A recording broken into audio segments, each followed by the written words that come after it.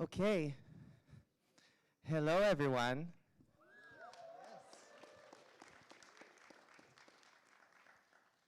Welcome to our second night of LABAlive for the year of change.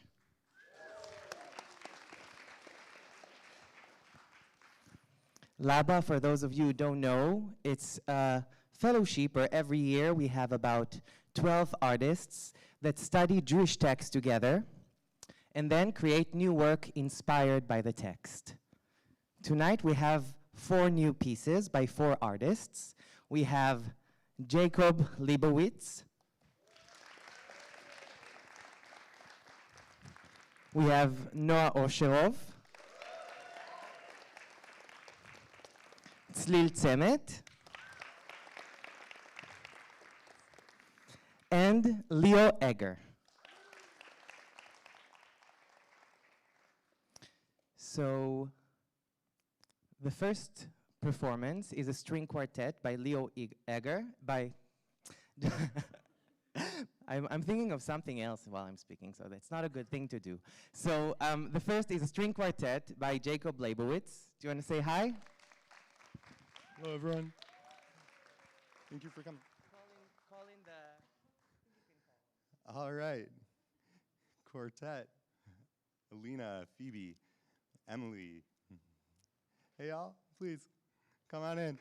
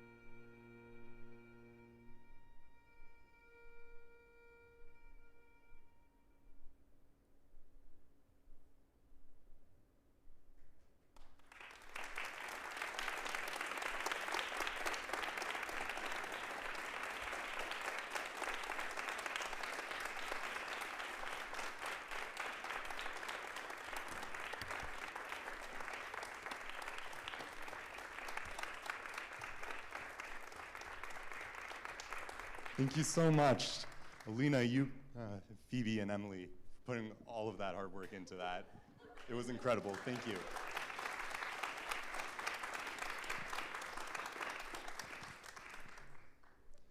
I also wanted to thank my family for their support and the amazing LABA community. It's been incredible spending this year with you.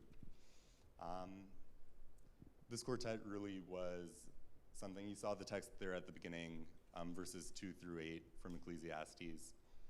And it kind of stemmed from, I was learning with Hanan over the summer, and the realization came over me that Ecclesiastes isn't such a text just about like futility as much as it is about cycles and like the ephemerality.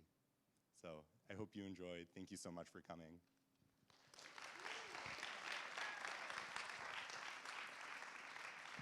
Thank you, Jacob.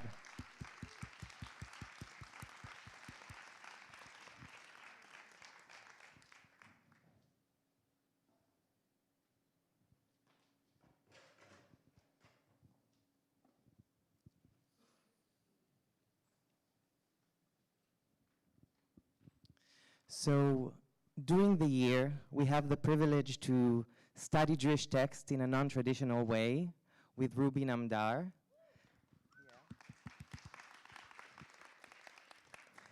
And it's always really exciting and mind and heart opening. I was a LABA fellow myself 4 years ago, and I wanted to stay more and do more, and somehow I got to, so I'm very happy about it.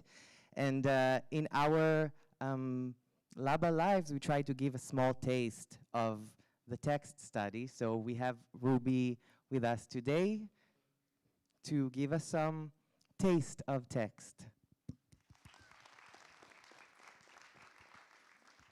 Thank you.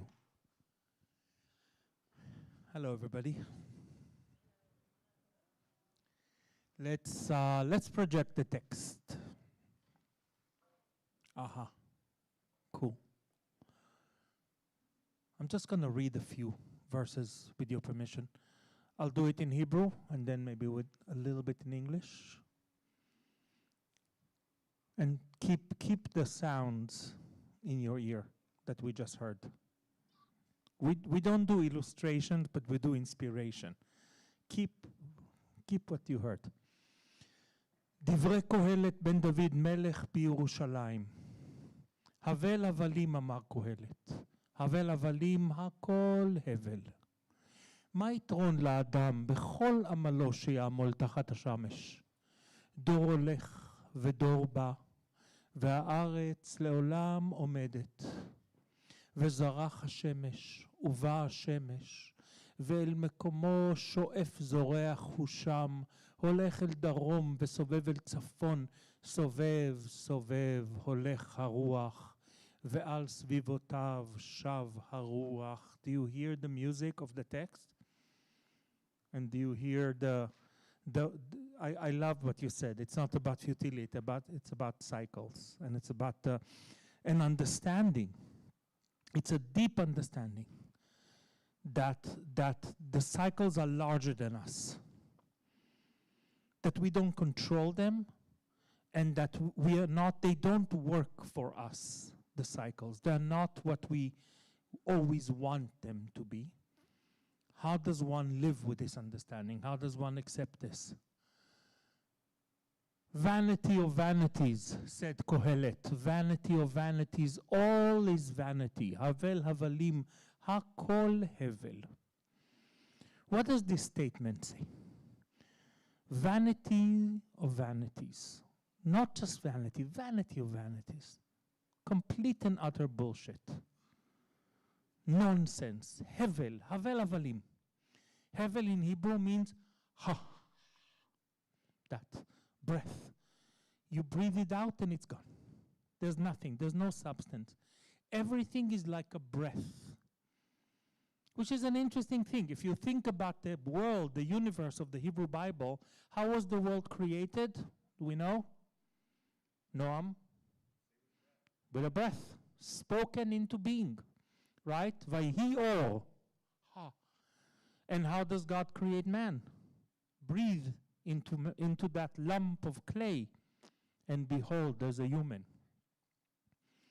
Havel havalim hakol havel. Everything is vapor. Everything is breath. Everything is nothing but everything. And the sun rises and the sun sets. And the wind goes north and south, and it comes and it goes around and around.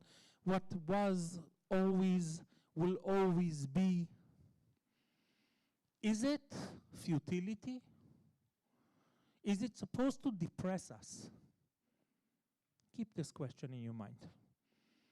Let's talk about this text. Who allowed this wonderful, totally heretical, if you will, and this is nothing, there's crazy stuff here in this book, full of contradictions, by the way.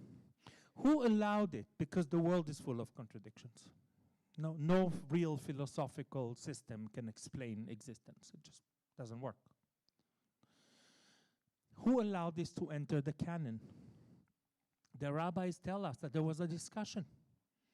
And there were, of course, those who said, no, we have to have only pious, good books in the good book.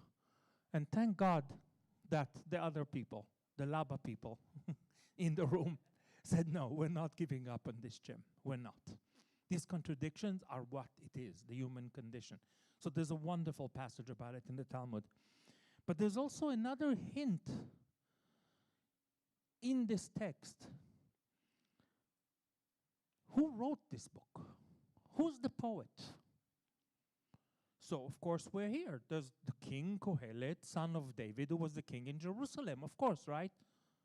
There was no king called Kohelet. We know, because in the same book, two books before or after, we have the history of the house of David. David did not have a son named Kohelet. So, it's a mystery author. The word Kohelet, what does it mean? Who speaks Hebrew? What shoresh, what root do we hear here? Kahal. Kahal, which means audience or group. Kahal. Could it be that this is not a one-author book, but it's actually a collection, hekilu, they collected the best poetry revolving around this theme of Havel Havalim, of vanity of vanities. The best poets of a few centuries submitted, or their disciples submitted their work, and a committee sat and chose the most beautiful ones. And they collected them into this amazing book of philosophical poetry. And then they slapped on a name of an unexisting king, hidden in plain sight. Anyone knows there wasn't a king like this. And here's our hint. Are we part of this kahal? I think so. Is it our time to contribute our chapter to Kohelet? Absolutely. We should.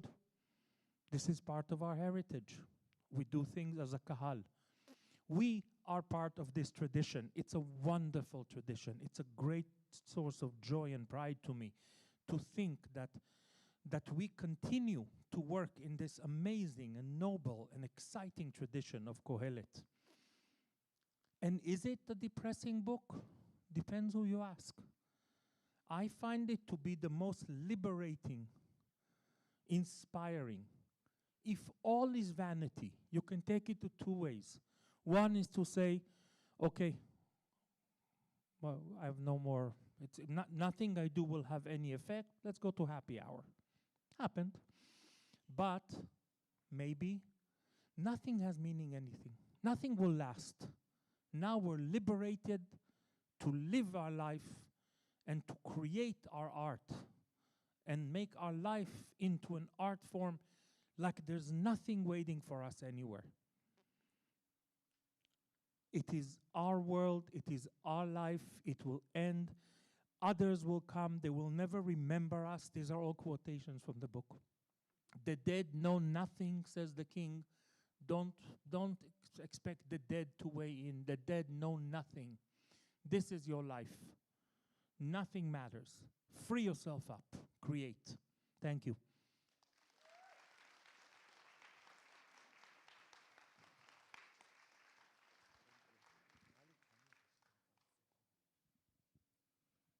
Thank you very much, Ruby.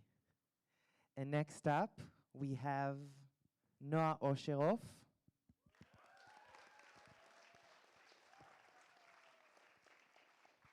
Low expectations is Always good. It's always, totally. Please have low expectations. Hi, everyone. It's nice to perform after Wobi. Our work is supposed to be inspired by Jewish texts, but mine is inspired by Jewish text messages sent to me by my mother. So I'm primarily a filmmaker, but today I'm going to experiment with theater because I'm always looking for new fields to lose money from. And so every good work needs to be explained, right? So what I'm going to do tonight, I wrote a script for a full-length feature film, and just for the purpose of tonight, I reduced it to a short mini-play presentation so we can power through the entire movie. I hope you'll enjoy this experiment/experience. I feel like the sound is okay. I feel like I hear myself talk. Yeah, it's good? Okay. It's probably the voices in my head, for sure. So let's begin.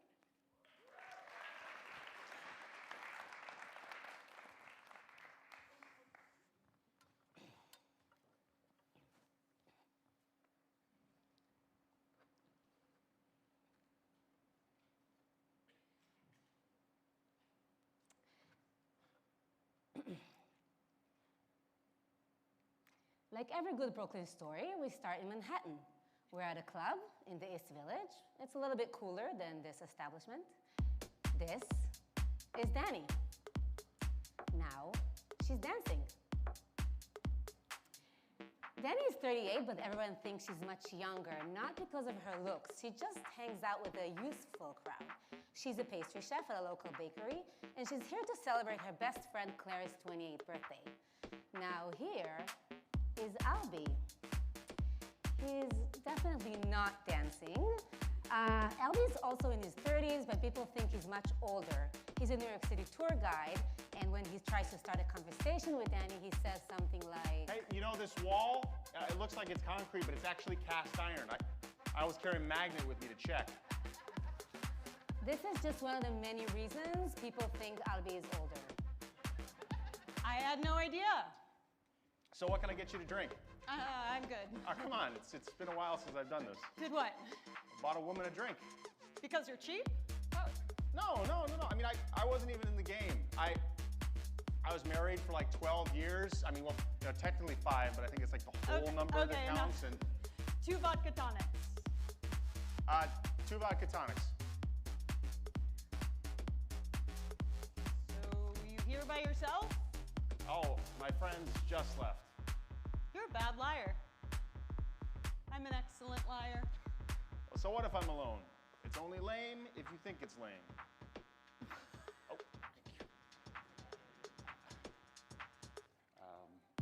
Oh. 1 sec.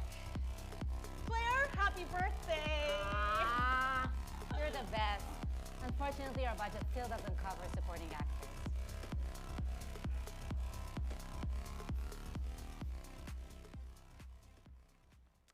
Later that night, Danny leaves the club to go home. She steps outside, and lo and behold. Thanks for the drink. I'm sorry for the... It's practically mandatory to get your friends drinks on their birthday. I was happy to help. That's my ride. Oh, hey, you can keep the magnet. I'm a tour guide. There's a QR code on there, so if you ever want to join. Do you want to give me a tour of your place? In a spontaneous moment, Danny goes home with Albie. Now, for the sake of this presentation, we'll keep it PG-13, but as you can see right now, they're making out on Albie's bed. And soon enough, they will have SCX to the sound of Charlie XCX. You wanna guess the color of my underwear? You wanna know bathroom? what I got going on down there? Is it pretty?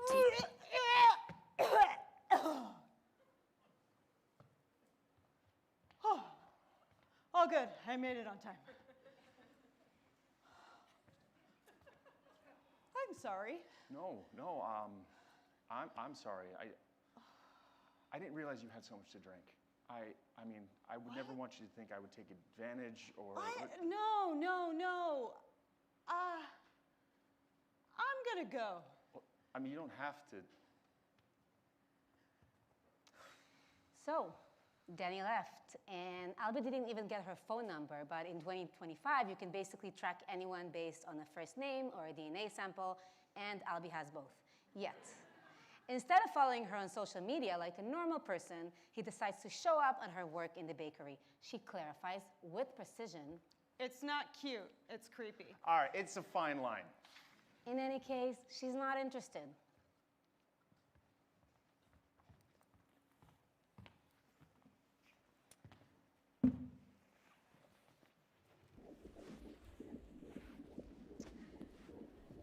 Your blood test results came back and everything looks normal.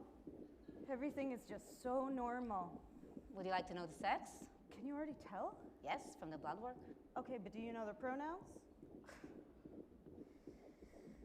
I don't need to know.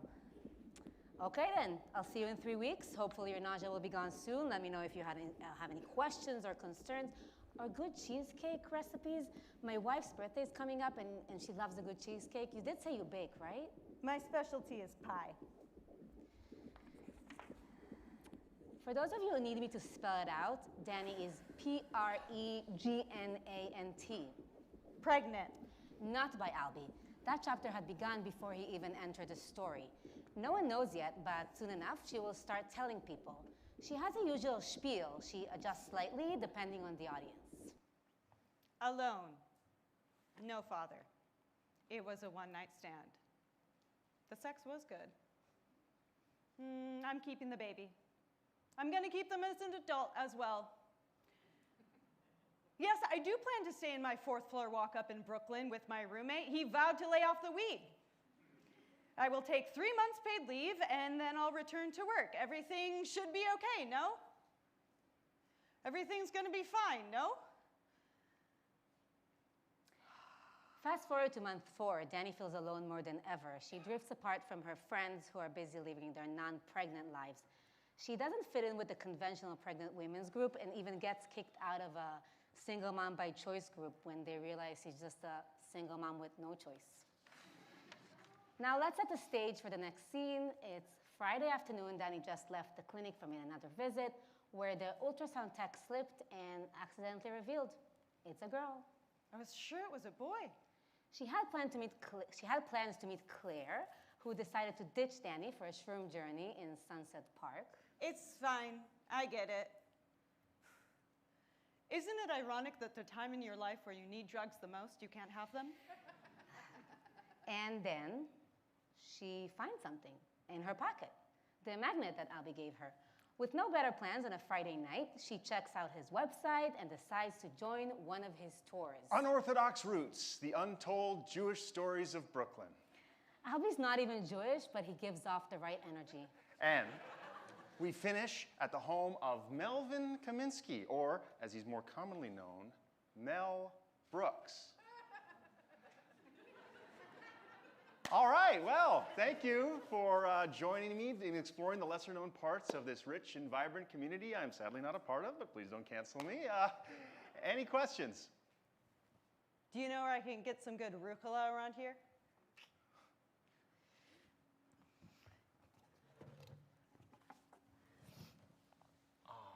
Wow, it was nice of you to come. Oh, my doctor's in the neighborhood. Oh, is everything okay? I'm just pregnant. Oh my God. Okay. Well, you know, I'm fine to do whatever you want to do. I mean, you know, your body, your choice. I mean, I'll support you. I mean, I'll raise the child. I mean, I'll pay. I mean, I'll sleep on the floor. I mean, if you don't want to have it, I mean, that's fine too. I mean, you know, I have health insurance, the good kind, and. No. It's not yours. Oh, I was pregnant when we hooked up. Oh my God. That was quite the roller coaster, I'm sure. Yeah. Well, not that it's any of my business, but.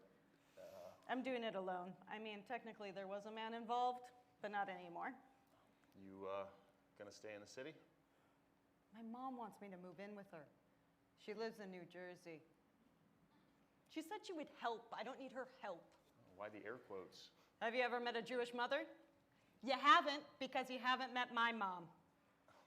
I made a list of things I'd rather do before I move in with my mother. Oh, an actual list. Fly to Australia and come back on the same day. Being without my phone for a week. Stick a fork in my eye. Take the 4 to the Q to the R train on a weekend and find out it goes on the F line. Enough of that. How long has it been since your breakup? Oh, 6 months. Wow. For a 12-year relationship, 5 of them married, that's fresh. How are you holding up? You know, it does get lonely sometimes. Are you crying? It's the hormones. Maybe we should be friends.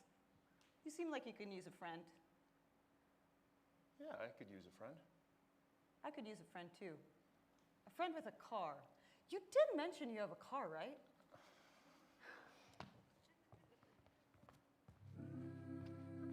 In case you missed the memo, we are technically in a movie, and now it's time for a montage. Who doesn't love a good montage? As her belly grows, Danny and Albie grow closer. They truly become friends. Albie's helping her with various tasks like schlepping a changing station all the way from Queens, and cut, shopping for maternity clothes. You know I can buy everything online, right? All right, it's important to support local businesses. We're at the Gap. Okay, it's not Amazon. I'm not a purist. And cut, they go watch movies together because Danny knows that soon she won't be able to. They really should make more New York City rom-coms. Oh, yeah. Preferably about people in their mid-30s who find connections in unexpected ways. Late 30s. And cut. Albie even joins Danny for a prenatal yoga class because she has no one else to take. I think she said it's more like... Unless... I'm 6 months pregnant. Do not explain breathing to me. Sorry. And you're technically in month 5. Next week is... Danny is already deep into month 6 when they're back at Albie's apartment.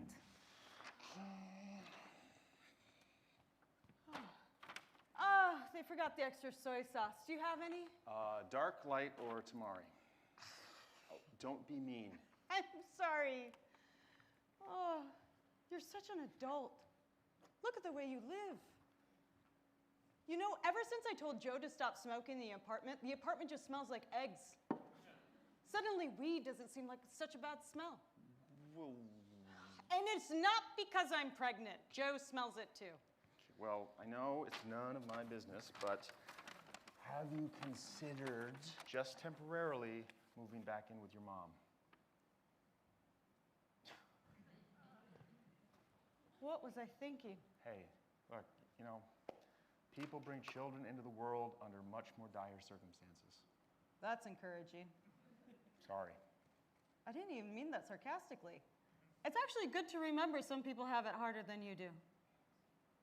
Not anyone that I know personally, though. From everyone that I know, my life is definitely the hardest.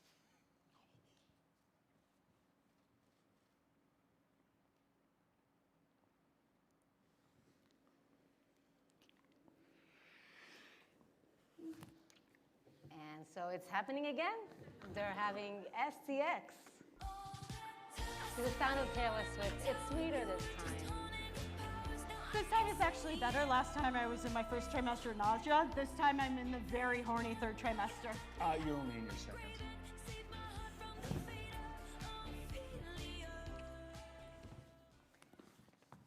Danny and Albie grow romantically closer. No need for another montage. We'll just skip directly to the pre-birth class, which Danny took Albie to because at this point, why not?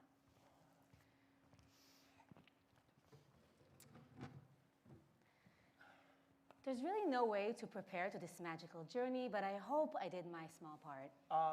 Is it possible to get the presentation as a PDF? Absolutely not. We're not releasing any written materials. Okay, well, can we take the class again? What? No, we're not taking the class again.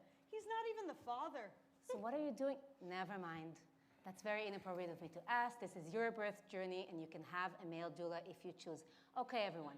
Now, as a final exercise, please turn to your partner. Come on. I'm going to dim the lights. Please put the palm of your hand on your partner's heart. Now close your eyes and think about this journey lying ahead. How many times can she say the word journey? Use a different word, girl. Yeah, expedition. Ha. Excursion. Voyage. Good. Now open your eyes, look at each other, and think about what brought you together, about where you are right now and where you are heading. Think about your partner. What are you grateful for? Why you chose each other?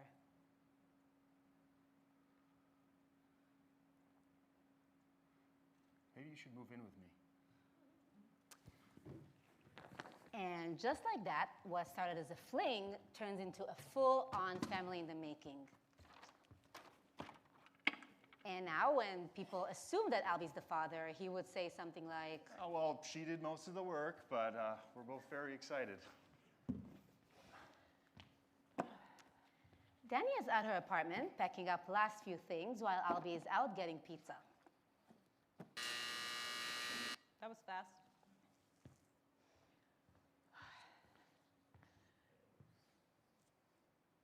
Well, who's that? That's not Albie. It's Sebastian.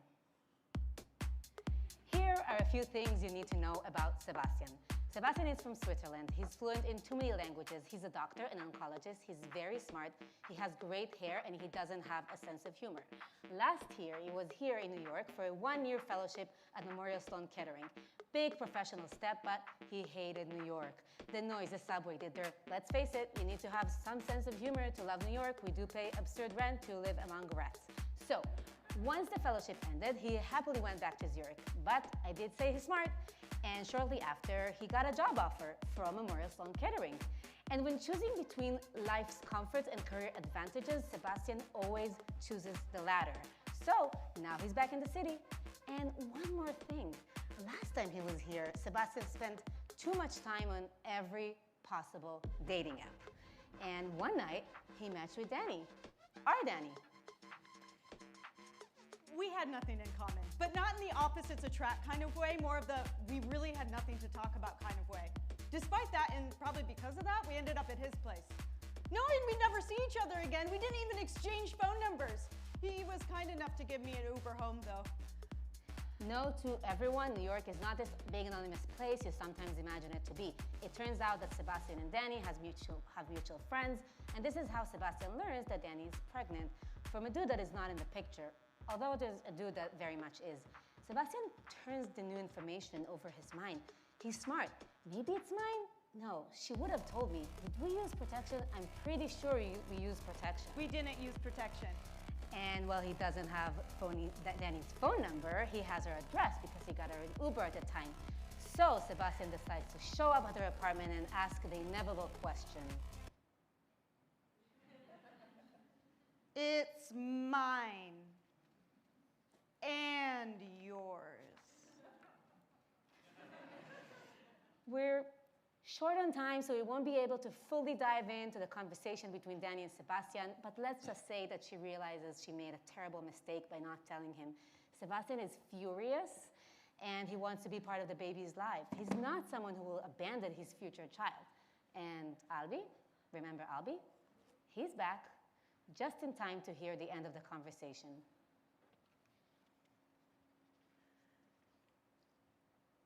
What just happened? Just a big misunderstanding.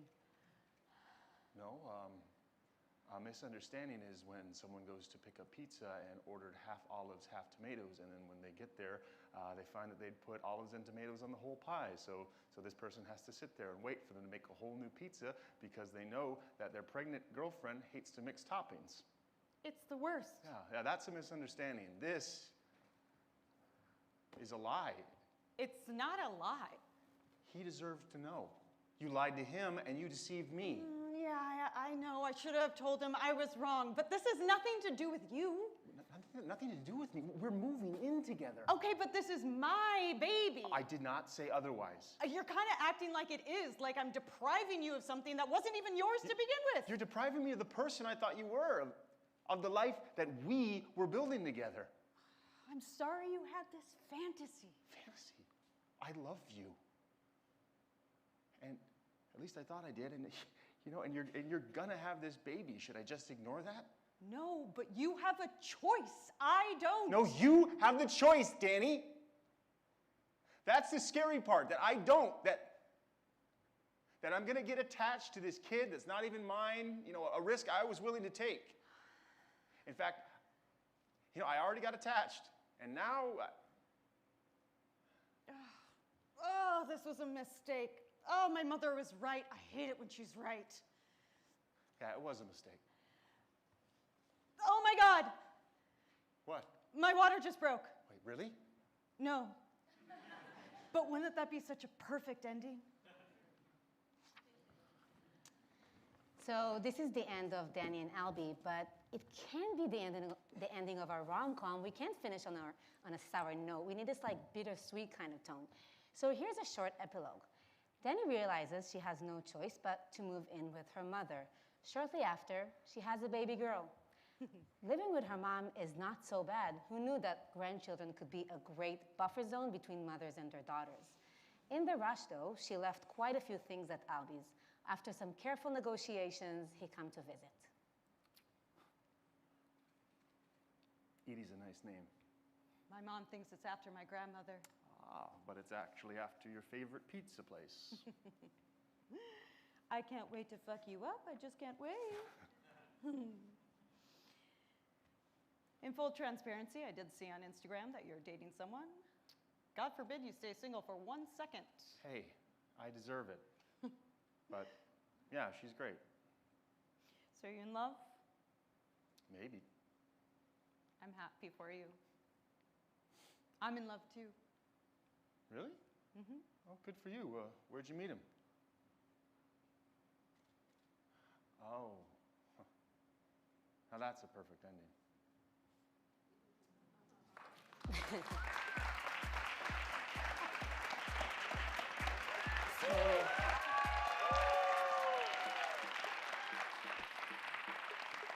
Thank you to Susanna Stallman and Caleb Carlson.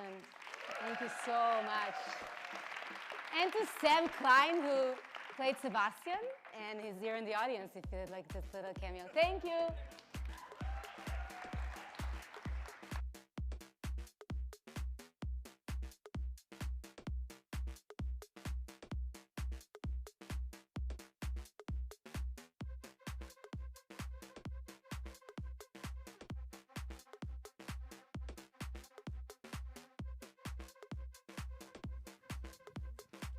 One? Yes. So thank you to Noah. Let's give her another.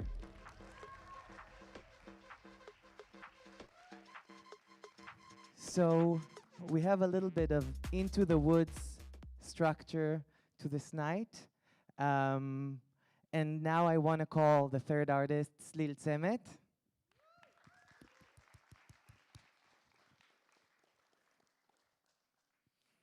Hello, Tzlil. How are you doing today? I'm all right. Yeah. How are you? Them or me? It doesn't matter. So tonight we're gonna see a video. Can you tell a little bit about your medium and what you usually do? I'm an oil painter. I did a bunch of large oil paintings. Right now they're over there on the side. And we're gonna watch an animation film I did. It's pretty experimental. It's the first time I'm trying to do something like that, so don't be too critical on me. And yeah, I did a lot of, I always wanted to do some animation, and I did it with AI, a lot of it, so yeah. Yeah, so we're going to see a video based on Slil's oil paintings. The oil paintings are also in the hallway where you can also go through and see. After the show is over, we're going to have reception downstairs, and also we will have time. And a lot of the imagery are really not soothing, not easy imagery, really difficult imagery. Some are kind of touching anti-Semitic tropes or things that are not easy to see. Can you say a little bit about it? Something? Um, Hard questions. We jumped into it. well, I guess I was just vomiting all my generational trauma on the canvas. Yeah. Yes. Okay. Yes. Really wonderful. And I see also there is yes. No, you can see. So maybe you need a tissue to your eyes or something. So I guess this is also some kind of a trigger warning that people sometimes do in America, and I don't know how to do well, but we just did. So it's not soothing. It's not soothing video, but but you can also meditate or whatever. Okay. So thank you. Thank you. Bye.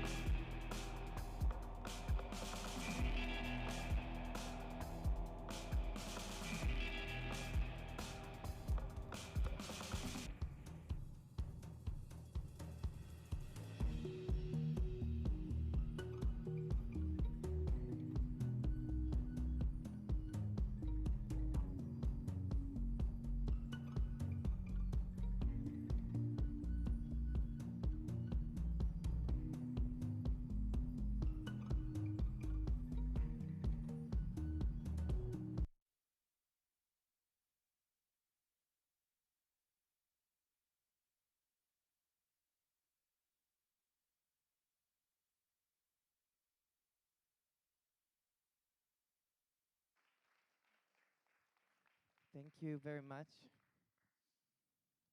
And our final and closing piece is by Leo Egger.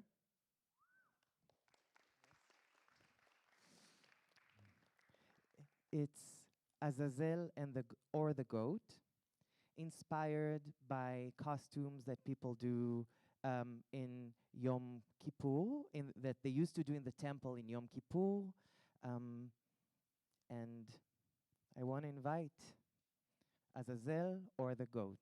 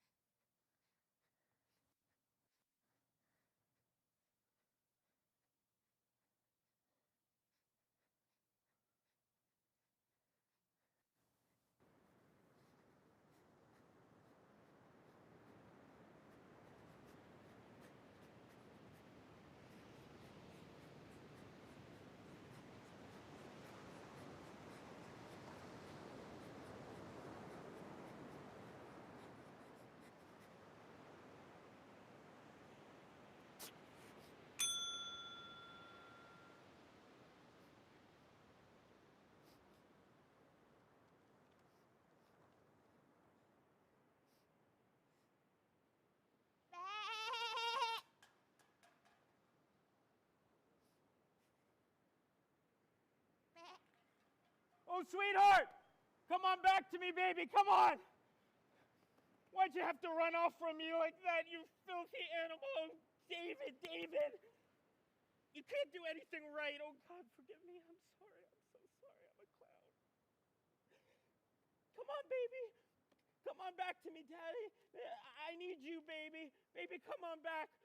Come on back to me. Please, please, you gotta. Since I can't do anything right, really. Nothing at all. Ever since, oh, fuck me. Oh, my, everything I touch, I can't help but fuck it up. Oh. Wait, baby, I'm coming. Oh, fuck. Stay where you are, baby. Daddy is coming. Be patient for Daddy.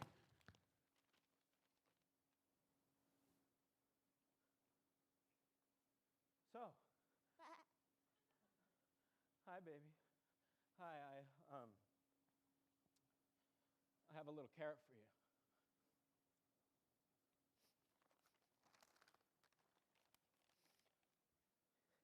Yeah, that's it. Sweetheart, come to me. Don't you see what I got? It's a carrot. A delicious carrot. No. Don't go, baby. Remember how much I love you and need you. We all need you. It's terrible how much we do. No. Ah, I got you.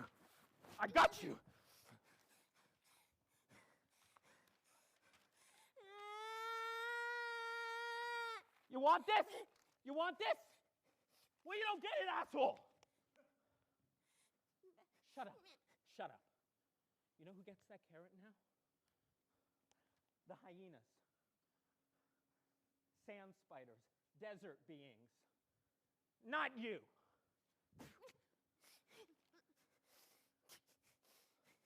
I'm sorry.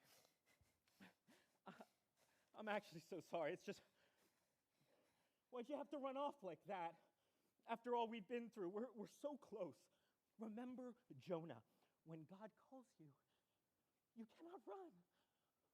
All of this is out of our hands now. We're just instruments of His will. And when this is over, the world's gonna burn. But don't be afraid. It will be a joyful burning, like a flambe. I'm sorry about the carrot. Me too. I know.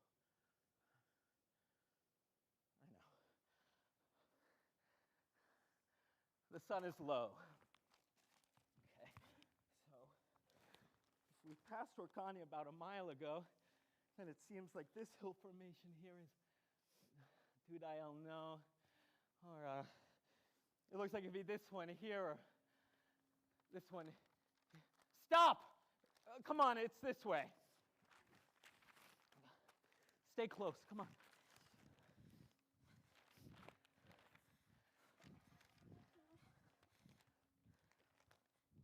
Do you? What? I was going to ask you something, but you still seem mad. I'm not mad, I was never mad. Oh, okay. Well, do you have any water? Is there water here? No, I don't. And no, there isn't. It's a desert. But there were rivers here once. And you know who drank from the rivers? If you can believe it, lions. There were lions here once. Not anymore, right? What has become of that lion's den, that pasture of great beasts with none to disturb them? Not Says the anymore, prophet right, Nahum. David? No, probably not. But we remember the lions. And the new temple, like the old, will have carvings of lions beside oxen and cherubim. What happened to them? Judah is the lion's whelp. Have you heard that? Well, A puppy. oh, well, you could have just said that. It's what Jacob tells Judah. First, he is a whelp, and then, with the love of his father, he will become a great lion, crouching in wait and devouring his prey. It's horrible. David, okay, I need to stop. I'm exhausted. Please. There's no time. From Judah sprung Saul, Solomon, Rehoboam, and David. The scepter shall not depart from Judah, nor the ruler's staff from between his feet. Yes. Yes. You know, I spring from that line, Judah's line.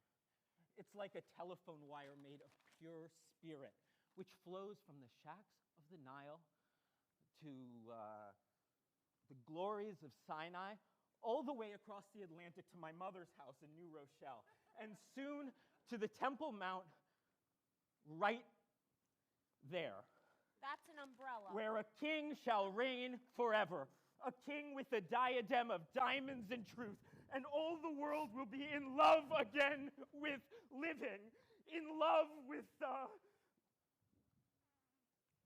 You were talking about the line of Judah. Yes, yes. The house of Israel is linked to Judah, and Judah to David, and David to me. David, and to you also. You are the final offering. I'm a goat from Ohio. You know who else is a goat from Ohio? LeBron James. Let that sink in. I don't know what you're talking about, David. Please, the van is parked a few miles east on Pacific. Just walk back, get in, and drive home. Don't talk like that. We can't. Azazel is waiting. I don't know who that is. He is who is waiting. And when he takes you in his hooves, it will be the beginning of the end. Immediately, great war will break out, and then we will bury our enemies.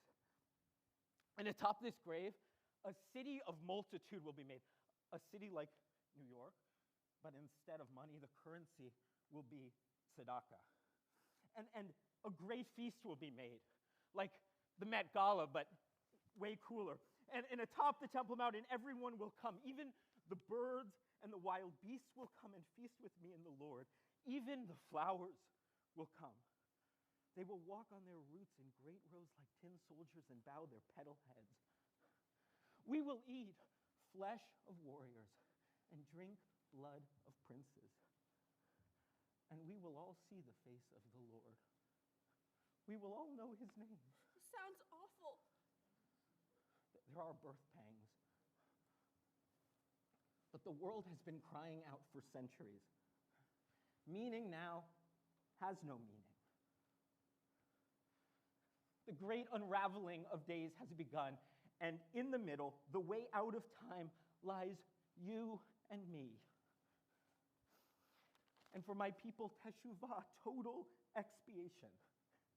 Today is the final Yom Kippur, because with this act we will be pure forever. But what gives you the authority here? I mean, The Word cried out. You cannot run from the Word. But why would he choose someone like you?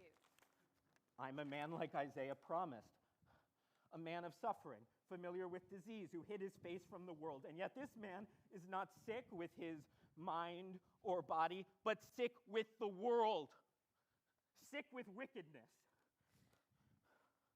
I'm dizzy. Do you want water? David, I seriously need it myself. I'll run off right there and then come right back, I swear. Are you slow?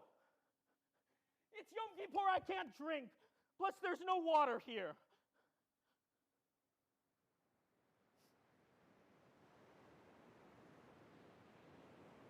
And what's that? Mirage, come on.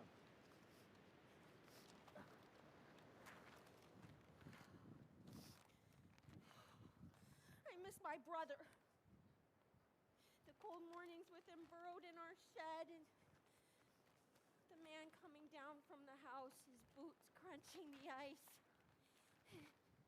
and the bucket of kitchen scraps, crushed tomatoes, orange peels, and fish skins, and we'd eat till there was nothing left, and then we'd lick up all the juices until there was none of that either, and the chickens would squawk like they did, and the snow would blow about like it did, and the hay would warm us like it did, and the birds would flock above us Enough. like they did.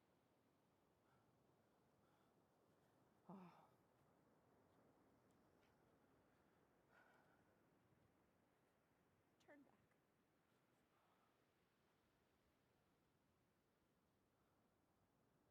Turn back, David. It's a short drive home.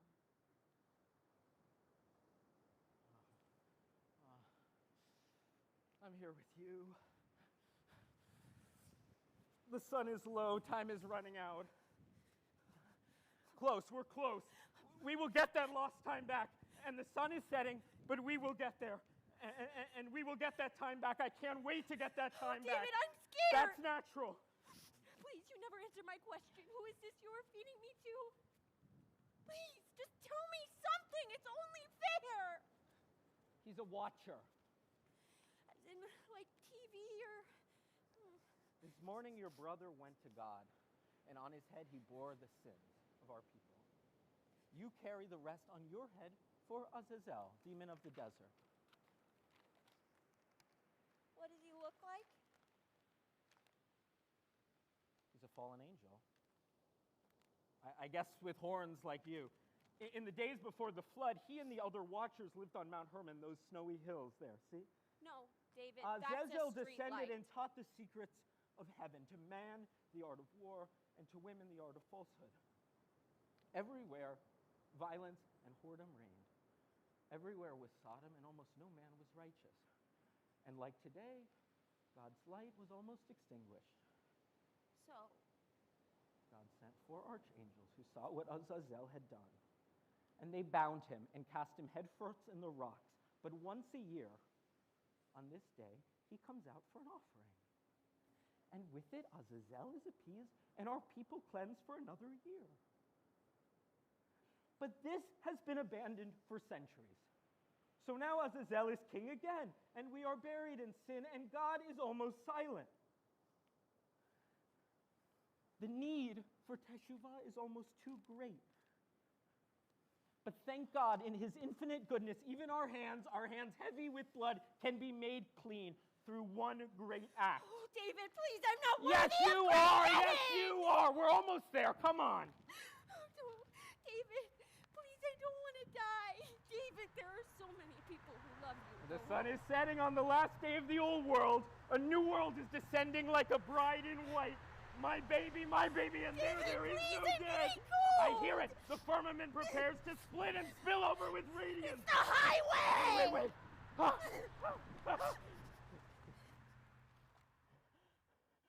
We're here. We've made it. Look.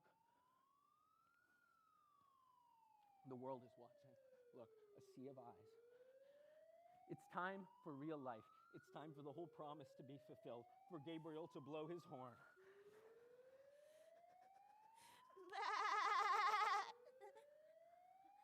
It's him. It's time. Please take me home. Don't cry, baby. I love you, all right? Hold that love as you go to him. You are the final death of this world.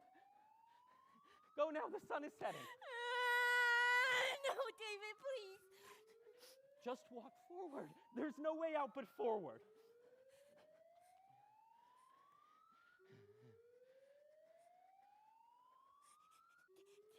David, There's nothing to do but walk! Go! The world is waiting!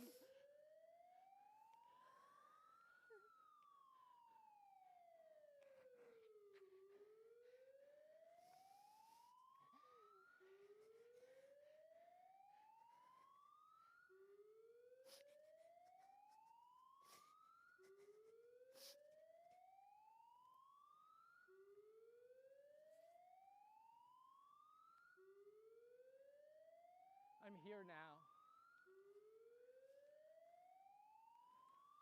I'm waiting.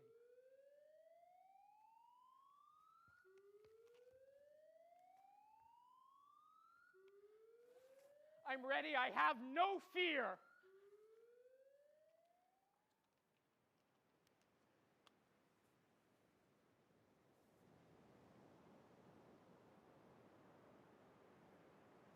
Hello? Hey, kid, we got some calls about you. People are worried. You have any weapons on you? Can you empty your pockets for me, buddy? Shit. Okay. Put your hands up. Get on the ground. Kid, you're okay. You're okay. Units on citywide 6766. I repeat, 6766. I found a young man in white wandering on the beach with a goat. He is secured, and the animal is in the back of my car. Backup and AC is requested. Over. I thought, What? I'm really not sure. Kid, what? She Breathe, jumped. buddy. Huh? My mother, she wasn't pushed. She jumped in front of the train. Jesus Christ. Well, I'm sorry to hear that. Can I get you a blanket? Please, just help me. Yeah, buddy, help is coming. Just be patient. It's unbearable these days. We were not born to face every one of them. How do we live? Okay, you have the right to remain silent, just so you know, and look, help is coming. We'll get you out of the cold soon, okay? He said he'd come. He said he'd be here. Look, kid, I don't know what's going on right now, and I sure as hell don't know where he is. What I do know is this. We got some calls from this beachfront here tonight complaining about all sorts of frightening behavior. Some little kids 5 miles west playing beach games came across a mutilated goat. And I find you here with a living goat covered in blood and a bloody knife to match it. Now, I'm not saying you've done anything wrong, buddy, but all I gotta say is this. Whatever God you do believe in, you better start praying to him. And I do it silently. I came to set us free from the shadow of this life. Don't you understand? No, kid, I don't understand at all. Are you he? What? The watcher of the desert. Desert. I'm Officer White. We're in Long Beach, New York. What should I do, officer? What can I do if the promise is not fulfilled? What should I do tonight, tomorrow, and the day after? You gotta help me, you're the law. You should know these things. Shit. Buddy, I don't know. Yeah, that's above my pay grade. I definitely know that killing animals for fun and waving bloody knives around never helped anybody. I'm sorry to say. Beyond that, I guess you should do something you don't mind. Maybe find someone you like. I got a husband, and to tell you the truth, I like him a lot. And I also got a baby girl, only 7 months old. She's beautiful, and she needs me. Oh, animal control. Yeah, the goat is in the cruiser. No, in the cruiser. Just open the door. Fuck it. Okay, fuck. I'll show you. Stay put, kid. I got my eyes on you. Okay.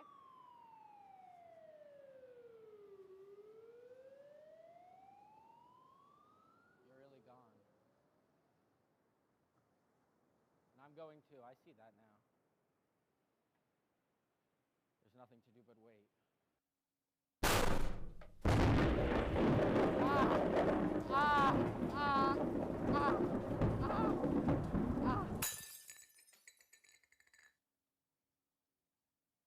Oh.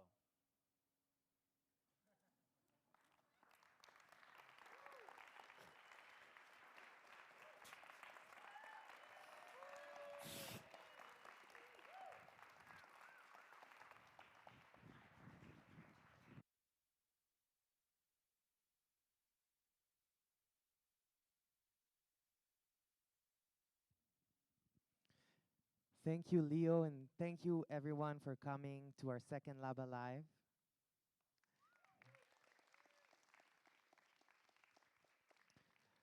Before we go, a few small things. We're going to have reception downstairs, so feel free to stay and enjoy. We have a few upcoming events. On November 12th, there is Decoding the Lost Jewish Tarot with Jewish Life here at the 14th Street Y. On November 20, we have a gallery talk with LABA artist Danielle Baron-Atkins. You can see her artwork that was opened in LABAlive 1 in the lobby. And on December 4, we have LABAlive 3 and the final for the season of change. I want to thank our crew, and Philip. I want to thank the 14Y for hosting and supporting the work of LABA for many, many years. Yes, and so many people are involved. And most of all, to the artists that presented their work tonight. So I want to call everyone out. Everybody come to the stage for a final bow.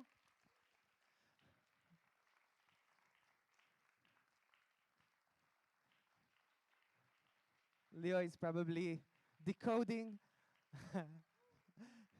So, Jacob Leibowitz, Noah Osheroff, Tzlil Tzemet, Leo Egger. Yes. So thank you all, and feel free to speak to the artists and be curious about the work in the lobby, and don't forget to go through Tzlil's gallery at the hallway.